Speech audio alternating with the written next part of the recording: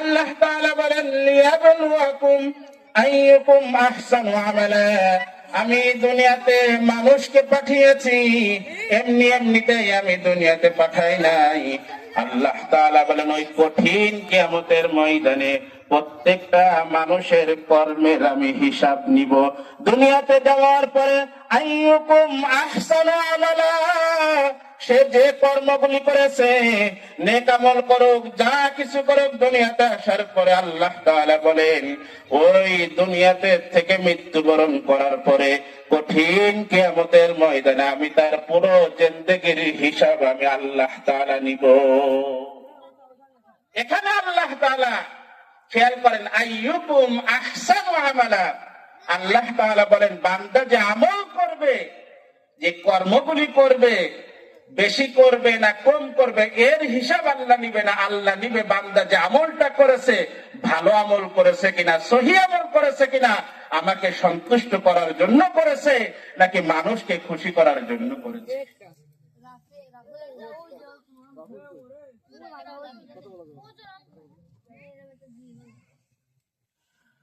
কঠিন কিয়ামতের ময়দানে আল্লাহ তাআলা মানুষকে যখন হিসাব নিবেন, সর্বপ্রথম 3 শ্রেণীর লোককে আল্লাহ তাআলা হাজির করবেন। সর্বপ্রথম যে 3 শ্রেণীর লোককে আল্লাহ তাআলা ডাকবেন, সর্বপ্রথম আল্লাহ তাআলা ডাকবেন একজন শহীদকে। কাকে ডাকবেন বলেন? শহীদকে। একজন শহীদকে আল্লাহ তাআলা ডাকবেন। কঠিন কিয়ামতের ময়দানে একজন শহীদ, সে মৃত্যু যে অবস্থায় করেছে, মৃত্যুবরণ যে অবস্থায় করেছে, ওই কঠিন কিয়ামতের ময়দানে একজন শহীদ ব্যক্তিকে আল্লাহ ওই অবস্থায় উঠাবে। অর্থাৎ জামাই রক্ত মাখানো, শরীরে ঝাঁঝা হওয়া এই দেহ বিশিষ্ট নিয়ে আল্লাহ কঠিন কিয়ামতের ময়দানে উঠাবে। অর্থাৎ মানুষ যুদ্ধ করতে করতে যেভাবে মারা গেছে রক্ত মাখা অবস্থায়, ওই কঠিন কিয়ামতের ময়দানে আল্লাহ তাআলা ওই অবস্থায় একজন শহীদ ব্যক্তিকে উঠাবে। উঠায় আল্লাহ তাআলা বলবেন, হে বান্দা, তোমার এই অবস্থা কেন, তোমার শরীরের মধ্যে রক্ত কেন? ওই কঠিন কিয়ামতের ময়দানে ওই শহীদ ব্যক্তি বলবে, হে আল্লাহ, দুনিয়ায় থাকতে আমাকে যে জীবন দিয়েছিলে, ইসলামের বিরুদ্ধে মানুষ কথা বলেছে, ইসলামকে নিয়ে ষড়যন্ত্র করেছে, ওই দুনিয়ায় থাকতে আমি সহ্য করতে পারি নাই, ওকে আমি শহীদ করেছি এবং আমিও নিজেই আল্লাহর রাস্তায় আমি শহীদ হয়ে গিয়েছি। অর্থাৎ ইসলাম নিয়ে কটূক্তি করেছে, শরীয়তের বিধিবিধান নিয়ে কটূক্তি করেছে। আল্লাহ তাআলার সামনে ওই দিন বলবে, হে আল্লাহ, আমি যে শহীদ হয়েছি দুনিয়ার থেকে,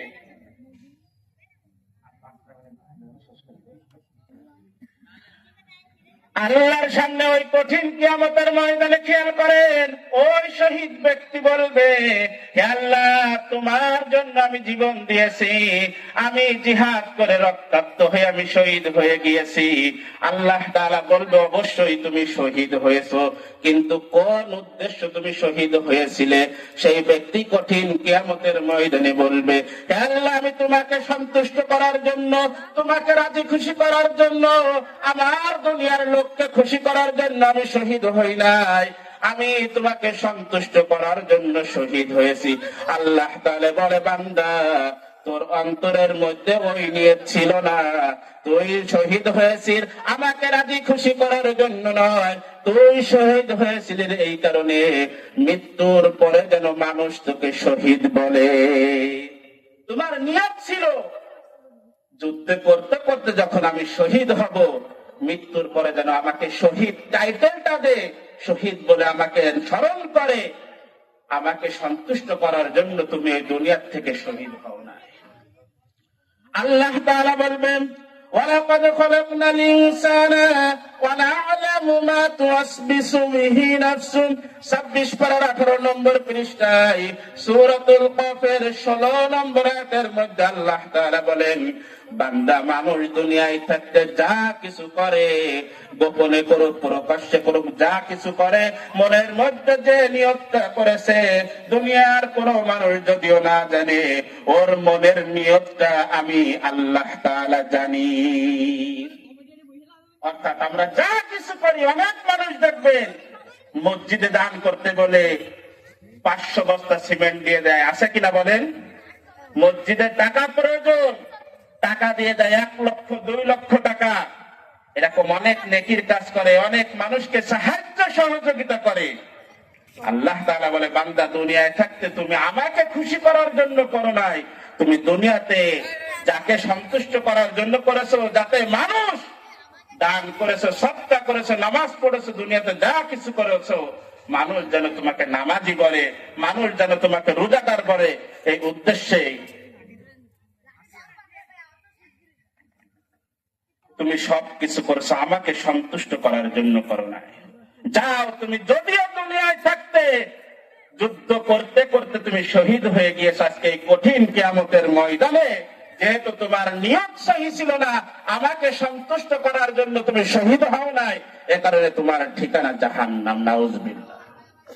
দ্বিতীয় নম্বরে আল্লাহর হাবিব রাসূল কারীম সাল্লাল্লাহু আলাইহি ওয়াসাল্লাম বলেন, ওই কঠিন কিয়ামতের ময়দানে একজন দানবীর দুনিয়ায় থাকতে যে ব্যক্তি অঢেল সম্পদ আল্লাহর রাস্তায় দান করেছে, মসজিদে দান করেছে, মাদ্রাসায় টাকা দিয়েছে, টাকা পয়সা দান করেছে, বিভিন্ন জায়গায় সাহায্য সহযোগিতা করেছে, একজন গরিব মানুষ খেতে পারে না, তাকে খাবারের ব্যবস্থা করেছে, একটা রাস্তা নাই, রাস্তার ব্যবস্থা করে দিয়েছে, একজন মানুষের ঘর নাই, ঘরের ব্যবস্থা করে দিয়েছে, দান সাদাকা করেছে, ওই কঠিন কিয়ামতের ময়দানে ওই দানবীর ব্যক্তিকে আল্লাহ তাআলা ডাকবে।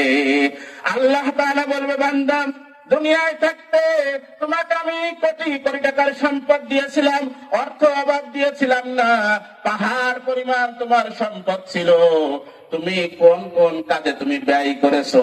ওই দানবের ব্যক্তি ওই কঠিন কিয়ামতের ময়দানে বলবে, হে আল্লাহ, দুনিয়ায় থাকতে আমাকে যেমন সম্পদ দিয়েছিলে ইসলামের জন্য, সব জায়গায় আমি টাকা পয়সা অর্থ দিয়ে সাহায্য সহযোগিতা করেছি।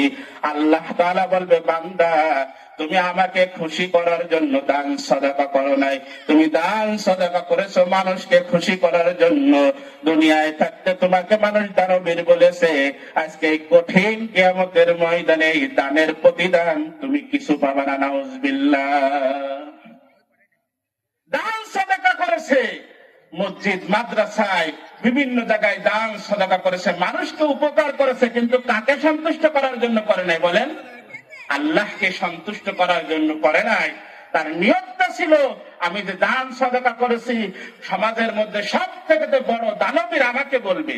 আছে কিনা এমন লোক বলেন? মসজিদে 2 লক্ষ 5 লক্ষ টাকা দিয়েছে, আলহামদুলিল্লাহ, কিন্তু তাকে যদি আপনি সমাজের মধ্যে বড় হিসেবে না দেখেন, পরবর্তীতে আপনার মসজিদে টাকা চাইলে আপনাকে দিবে না। আছে কিনা বলেন? আল্লাহ তাআলা বলে, কঠিন কিয়ামতের ময়দানে এই সব দানবীরকে আল্লাহ তাআলা ডাকবে আর বলবে, তুমি দুনিয়ায় দান করেছিলে, সাদাকা করেছিলে, মানুষের উপকার করেছিলে, আমাকে সন্তুষ্ট করার জন্য নয়, তুমি যার জন্য করেছিল দুনিয়ায় তার প্রাপ্য পেয়ে গেছো, আজকে এই কঠিন কিয়ামতের ময়দানে এর বদলা তুমি কিছুই পাবে না, তোমার ঠিকানা জাহান্নাম, নাউজুবিল্লাহ। সর্বশেষ 3 নম্বরে আল্লাহর হাবিব জনাবে মুহাম্মদুর রাসূলুল্লাহ সাল্লাল্লাহু আলাইহি ওয়াসাল্লাম বলেন, ওই কঠিন কিয়ামতের ময়দানে 3 নম্বরে একজন কারি সাহেবকে ডাকবেন, মাওলানা সাহেবকে ডাকবেন, একজন হুজুরকে ডাকবেন, বলবেন, হে আলেম, হে কারি, হে মুফতি, হে মুহাদ্দিস, হে অমুক তমুক আমুক পীর, তুমি দুনিয়ায় থাকতে ইলম অর্জন করেছিলে, কোরআনের জ্ঞান অর্জন করেছিলে, তুমি কতটুকু জ্ঞান বিতরণ করেছো মানুষের জন্য? বলবে, হে আল্লাহ, আমি তোমার দ্বীনি ইলম শিক্ষা করেছিলাম, কোরআনের ইলম শিক্ষা করেছিলাম, এবং আমি অনেক ছাত্র আমি তৈরি করেছি।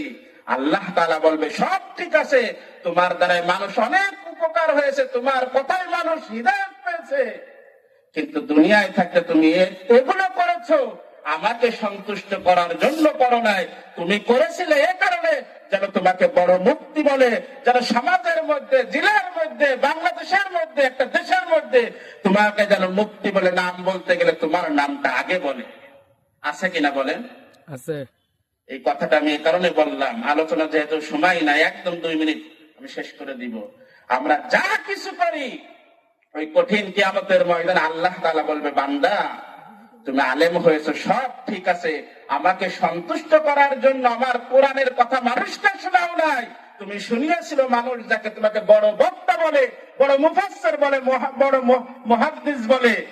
তোমার প্রাপ্য তুমি দুনিয়াতে পেয়ে গিয়েছো। আজকের কঠিন কিয়ামতের ময়দানে তোমার কোনো অংশ নাই, তোমার ঠিকানা জাহান্নাম। নাউযুবিল্লাহ। এ কারণে আল্লাহ তাআলা দুনিয়াতে আমাদেরকে পাঠিয়েছেন, মৃত্যুবরণ অবশ্যই অবশ্যই আপনাকে করতে হবে। এটাকে অস্বীকার করার কোন সুযোগ আছে বলে? আপনি সব কিছুকে অস্বীকার করতে পারেন, মৃত্যু নামক জিনিসটাকে পৃথিবীর মুসলমান হোক অমুসলমান হোক, যে ব্যক্তি হোক, যে ধরনের লোক হোক, যে ক্ষমতাশীল ব্যক্তি হোক, মৃত্যুকে কেউ অস্বীকার করতে পারে না, ঠিক কিনা? আল্লাহ তাআলা বলে, বান্দা দুনিয়াতে আমি তোমাকে পাঠিয়েছিলাম ইবাদত বندگی করার জন্য। আজকে তুমি দুনিয়াতে গিয়েছো, ইবাদত করেছো, দান সাদাকা করেছো, অনেক টাকা পয়সা মানুষের পিছনে খরচ করেছো, কিন্তু দুনিয়াতে এগুলো করেছিলে আমাকে সন্তুষ্ট করার জন্য নয়। মানুষ তোমাকে দানবীর বলবে, মানুষ তোমাকে হাজী বলবে। অনেক হাজী সাহেব আছে, হজ করে এসেছে, প্রত্যেক বছর হজ করে, তাকে হাজী সাহেব না বললে সে রাগ হয়, আছে কিনা বলেন? আল্লাহ তাআলা বলবে, বান্দা তুমি দুনিয়াতে যা কিছু করো একমাত্র ইন্নামাল আমালু বিন্নিয়াত, আমাকে সন্তুষ্ট করার জন্য। কারণ ওই কঠিন কিয়ামতের ময়দানে তোমার নিয়ত কি ছিল তার উপরে ভিত্তি করে তোমাকে প্রতিদান দেওয়া হবে। সুবহানাল্লাহ। আল্লাহ তাআলা আপনাকে আমাকে যে কথাগুলি বললাম এই কথাগুলির উপরে আমল করার জন্য তৌফিক দান করে। অর্থাৎ দুনিয়াতে আমরা যতদিন বেঁচে থাকি একটা শিক্ষা নিই, নামাজ আপনি 5 ওয়াক্ত পড়েন আলহামদুলিল্লাহ, তাহাজ্জুদ পড়তে পারেন না, ইশরাক পড়তে পারেন না, নফল নামাজ পড়তে পারেন না, আলহামদুলিল্লাহ, তবে নামাজ যে কয়েকটাই পড়বেন কাকে সন্তুষ্ট করার জন্য পড়বেন বলেন? আল্লাহকে সন্তুষ্ট করার জন্য। মসজিদে, মাদ্রাসায়, যেই জায়গা হোক, 2 টাকা হোক, 500 টাকা হোক, যা কিছু দান করবেন তাকে সন্তুষ্ট করার জন্য, আল্লাহকে সন্তুষ্ট করার জন্য। আল্লাহ তাআলা আপনাকে আমাকে দুনিয়ার থেকে ইমানের সাথে মৃত্যুবরণ করার তৌফিক যেন দান করে এবং নেক আমল করে জান্নাত কামাই করে দুনিয়ার থেকে যাওয়ার তৌফিক যেন দান করে। আমিন। ওয়া আখিরু দাওয়ানা আলহামদুলিল্লাহি রাব্বিল আলামিন।